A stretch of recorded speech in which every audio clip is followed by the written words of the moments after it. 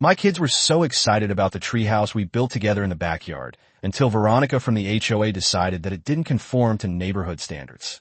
At first, it was just annoying notes on my door, then formal complaints, but one day I woke up to chainsaw noises in the backyard. Veronica and her husband were destroying everything with their bare hands. I called the police, but the story only got worse. Building that treehouse was one of the happiest moments of my life. My children were overjoyed, a little refuge in the backyard where they could imagine there were pirates on the high seas or astronauts exploring distant galaxies. We did everything together, from choosing the best branch to hammering the boards, painting, and even the little flag at the top. It wasn't a work of art, but it was perfect for us.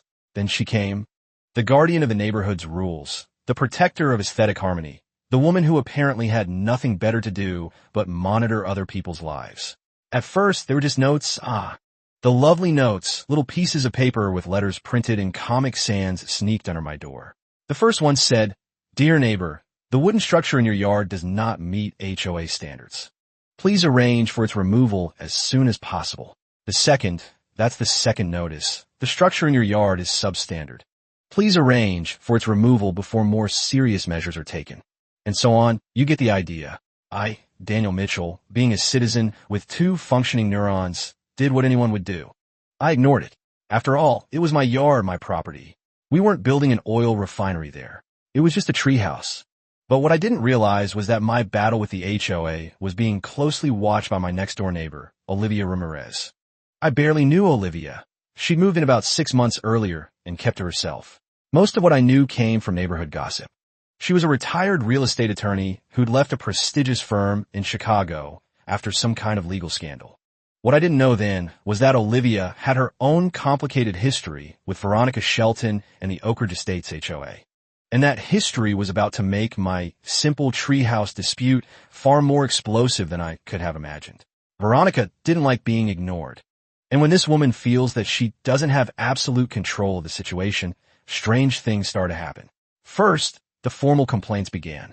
I received an email, then another, then an official summons from the HOA, the Residents Association, informing me that I had to attend a community hearing. I laughed. Community hearing for a treehouse? The evening before the hearing, as I was checking the mail, Olivia approached me, coffee mug in hand. "So, you're up against the HOA queen," she said, leaning against her fence. "You mean Veronica?" I asked. "It's just about a treehouse for my kids." Olivia's expression darkened. "Nothing is just anything with Veronica Shelton. That woman destroys people for sport. It's a children's treehouse." I repeated, still not grasping the gravity of the situation. "Look," Olivia said, her voice dropping, "before you go to that hearing tomorrow, you should know something. Veronica doesn't actually have the authority she claims to have. The HOA bylaws specifically exempt recreational structures under 100 square feet from architectural review." "How do you know that?" I asked. "I was a real estate attorney for 20 years, she replied with a thin smile. Reading HOA bylaws was my bedtime story. I arrived at the meeting, and there she was, sitting at the head of the table like an empress, giving orders to her empire of bored pensioners and housewives. "This structure is a risk," she said with that tone of indignation that only very busy people can cultivate. "You're violating the neighborhood's aesthetic code, and you could be fined." I took a deep breath. I tried to be civil. I explained that the house was safe, it was in my backyard, and it wasn't bothering anyone. I asked with all the patience in the world what the real problem was. Then she looked at me as if I were an alien fresh from Mars. "The rules are the rules," she said, crossing her arms. Just as I was about to respond, the meeting room door opened, and Olivia walked in, dressed not in her usual casual clothes, but in a crisp suit that screamed professional. Actually, Olivia's voice cut through the room. "The rules are quite specific, Mrs. Shelton." Veronica's head snapped up. "Ms. Ramirez, this meeting is for property owners directly involved. I'm here as Mr. Mitchell's advisor," Olivia interrupted, placing a thick binder on the table.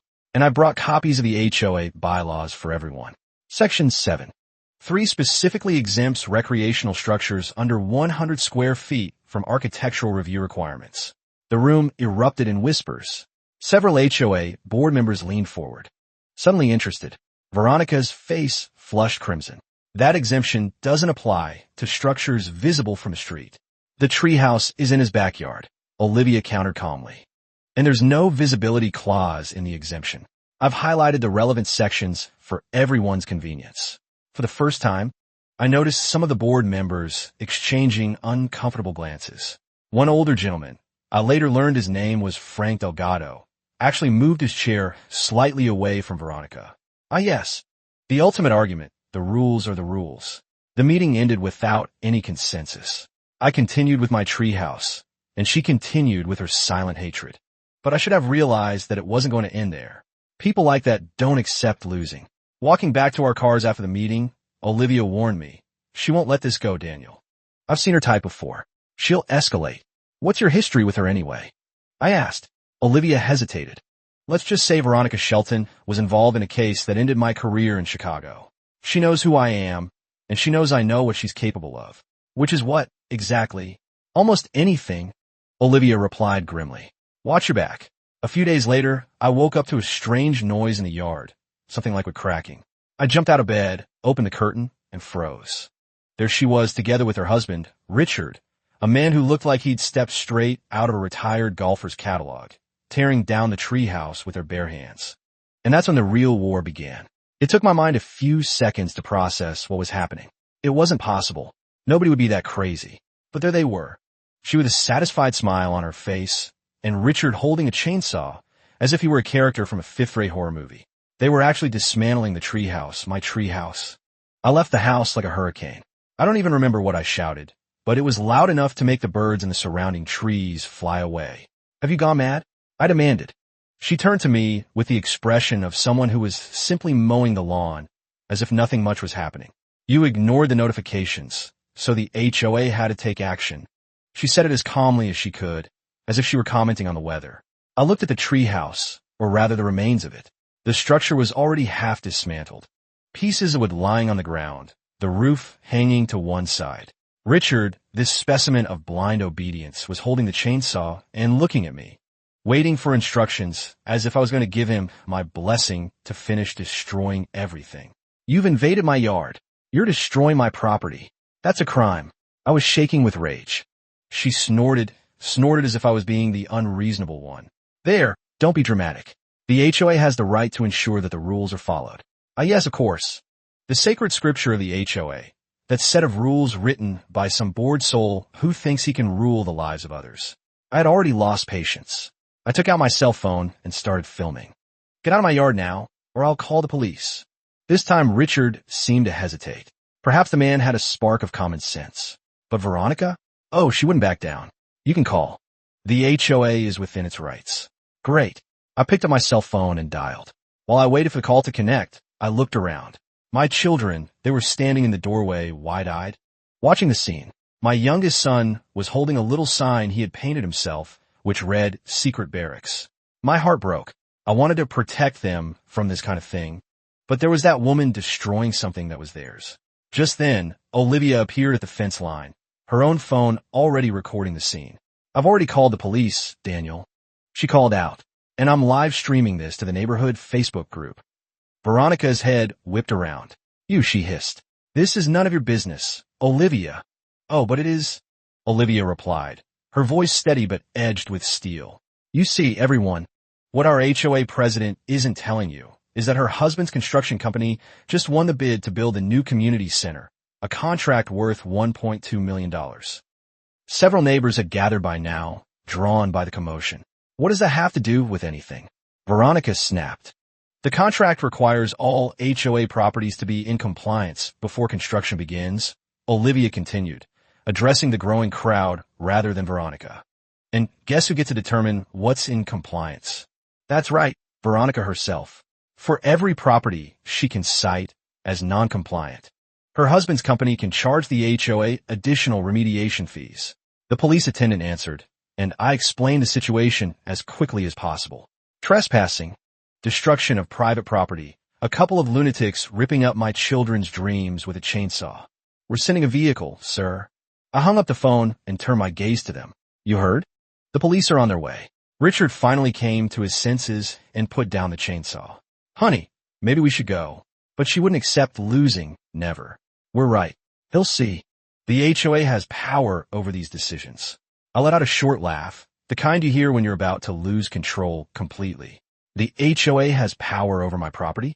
Then let's see what the police think. She rolled her eyes, but finally took 2 steps back. That's when sirens started echoing in the distance. She crossed her arms and sighed. Ridiculous. And all I could think about was how that woman was about to get a big surprise. The sirens echoed through the neighborhood like music to my ears.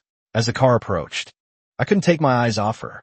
The woman was still standing there, arms crossed, with that look of superiority that only people who have never been contradicted in their lives can sustain. Richard seemed a little less confident, twiddling his thumbs nervously and looking around as if looking for an escape route. The car pulled up right in front of my house. 2 police officers got out, both with that posture of someone who has seen it all but still can't believe how stupid people are. The first one, Officer Jenkins according to her name tag, looked at me, then at the remains of the treehouse, then at the 2 of them. "What's going on here?" she asked in a tone that already indicated impatience. Before I could answer, Veronica stepped forward like a dramatic courtroom lawyer. "Officer, I'm glad you're here. This man is in violation of HOA rules and has refused to follow the standards set for the neighborhood. The structure he built was dangerous and illegal, so as responsible members of the association, we had to intervene." She spoke with such conviction that for a second I almost wondered if I was wrong. Almost. Officer Jenkins frowned. "Did you enter his yard without permission?" "Not really," she tried to argue. "As members of the HOA, we have the right to ensure that the rules are followed." The second police officer, Officer Rodriguez, who until then had just been analyzing the scene, finally spoke up. "Ma'am, just to clarify, did you destroy his property without authorization?" Richard snorted and took a step back. "Well, technically yes." Oh, how I wish I had a slow-motion camera to capture the exact expression on her face when he blurted out that confession. She turned to him with bulging eyes as if he had just announced that he was leaving her to become a monk in Tibet. "What?" Her voice rose several octaves. Just then, Frank Delgado, the older HOA board member who had distanced himself from Veronica during the meeting, pushed through the crowd of neighbors. "Officers, I'm Frank Delgado, Vice President of the Oak Ridge Estates HOA. I want to make it clear that the board did not authorize this action. Mrs. Shelton was explicitly told at our emergency meeting last night that we would not approve any direct action against Mr. Mitchell's property. The betrayal was exquisite." Veronica's mouth opened and closed repeatedly, but no sound came out. The police officers exchanged glances. Officer Jenkins made a note on her pad. "So you admit that you invaded his property and destroyed a private asset?" Jenkins asked, addressing Veronica directly. "But it was illegal," she insisted, now more nervous. "It doesn't matter. Mom, you don't have a right to go on anyone's property and knock anything down. That's home invasion and vandalism." Her mouth opened and closed a few times like a fish out of water. Richard seemed to have accepted defeat and just stared at his feet. Officer Jenkins spoke to me again. "Do you want to press charges?" That was the best question of the day. I looked at my children who were in the background, still holding the remains of the secret barracks sign. The youngest was teary-eyed. "Yes, I want to." And that's when the show began. She went into absolute panic mode. "You can't do this. It'll be ridiculous. He can't sue me for this." Officer Jenkins put her pad away and crossed her arms. "Yes, he can." Richard tried to intervene. "Look, we don't need to take this to that level, okay? It was a misunderstanding." I let out a bitter laugh. A misunderstanding is parking in the wrong space. That was a crime. Olivia stepped forward, her phone still recording. "Officers, I'd like to provide you with some additional context. I have evidence that Mrs. Shelton's actions today may be financially motivated. Her husband's construction company stands to gain financially from these so-called compliance actions." Officer Rodriguez raised an eyebrow. "We'll need that information for our report." "Defamation," Veronica shrieked, pointing at Olivia. "That's defamation. I'll sue you too." Olivia smiled coldly. "Truth is an absolute defense against defamation, Veronica. You should know that by now." There was something in that exchange that suggested a much deeper history than I'd realized, a personal vendetta that went far beyond neighborhood politics. Veronica started mumbling something about lawyers, about how the HOA was going to ruin me, and even let out a "it won't stay that way," which I honestly found hilarious. The police officers, however, were in no mood for her drama. "Ma'am, We're going to need you to come with us for clarification. The silence was immediate. She looked at the officers as if she couldn't believe what she was hearing. What? You can't be serious. Trespassing and destroying other people's property is a crime, ma'am. You filed a complaint here, so yes, we are serious. I swear I saw the world fall apart at her face, and it was glorious. But I still didn't know that this story was far from over. The scene of her being taken away by the police was something I would never forget. The woman was in shock, her eyes wide, her mouth opening and closing without being able to form words. She had never imagined that she would be held accountable for her actions. Richard, then he was already resigned to life, staring at his shoes as if trying to teleport away. The police put them both in the car to give their statements. They weren't handcuffed or anything, but just the fact that they were being taken away was enough to shake the little empire of terror that this woman had built up in the neighborhood. As the crowd dispersed, I found myself alone with Olivia and Frank. I don't understand, I said to Olivia. What did you mean about her husband's company? Frank looked around nervously. The board voted to award the community center contract to Shelton Construction last month. I was the only dissenting vote. And Veronica's been on a rampage ever since, Olivia added, finding violations all over the neighborhood. Your treehouse was just the latest target. But why did she hate it so much? I wondered aloud. It's just a treehouse. Frank hesitated. It's not just about the treehouse. Your property has the only mature oak tree in the neighborhood that's perfect for a treehouse. The same oak that's directly in the way of where the Sheltons want to put the entrance to the new community center. They want my land? I felt sick. Just the corner with the oak. Frank clarified. But you refused to sell that parcel to the HOA last year, remember? I did remember.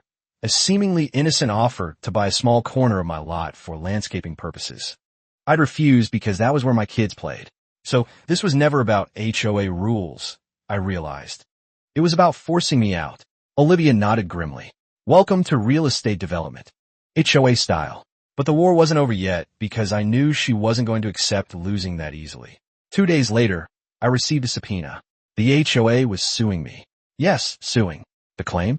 Illegal construction detrimental to the harmony of the neighborhood. According to them, I had violated the association's guidelines by building the treehouse, and therefore, the HOA had every right to remove it.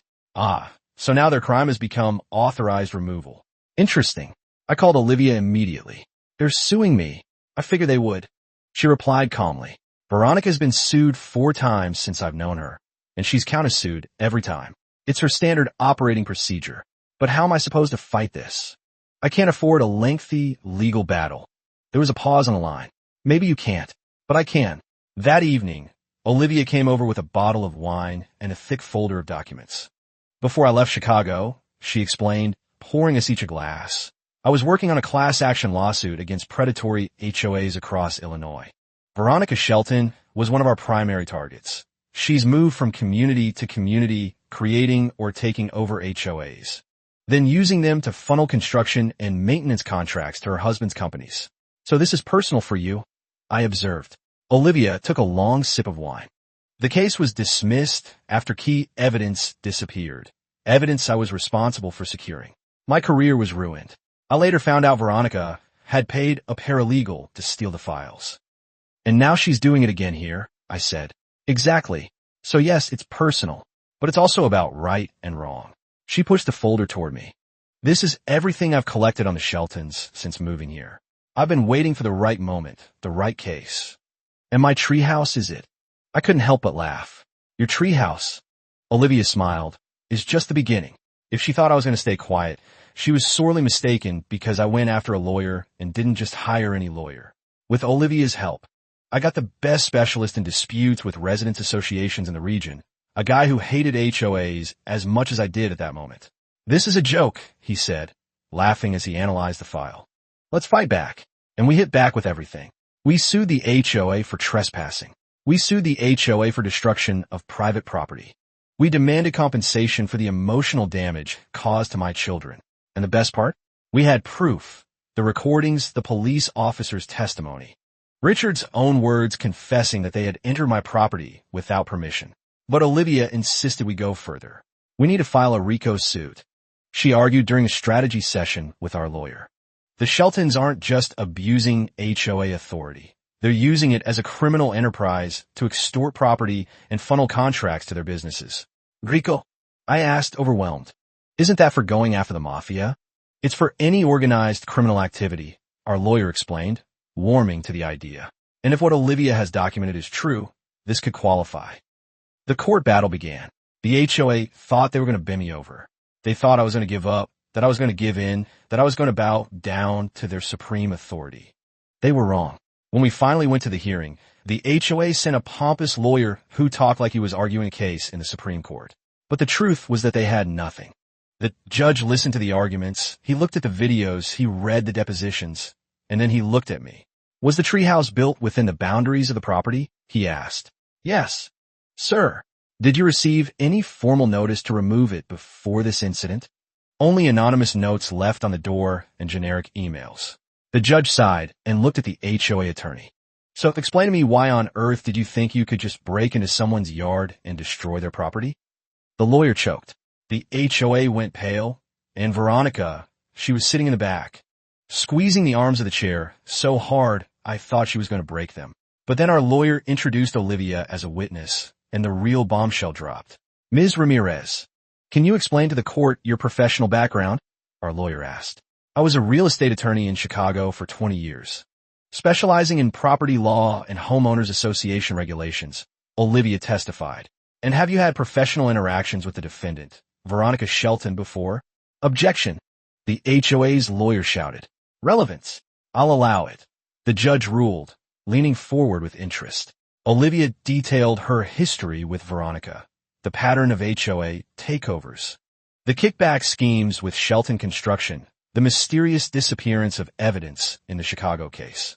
With each revelation, the color drained further from Veronica's face. By the time Olivia finished, even the HOA's lawyer looked shocked. Your Honor, our lawyer concluded, this isn't just about a treehouse. This is about a systematic attempt to defraud homeowners and abuse HOA authority for personal gain. We ask not only for damages related to Mr. Mitchell's property, but for a full investigation into the Oak Ridge Estates HOA's financial dealings. The decision was quick. The HOA is wrong. Trespass and destruction of private property are crimes. You are entitled to compensation. But the judge didn't stop there.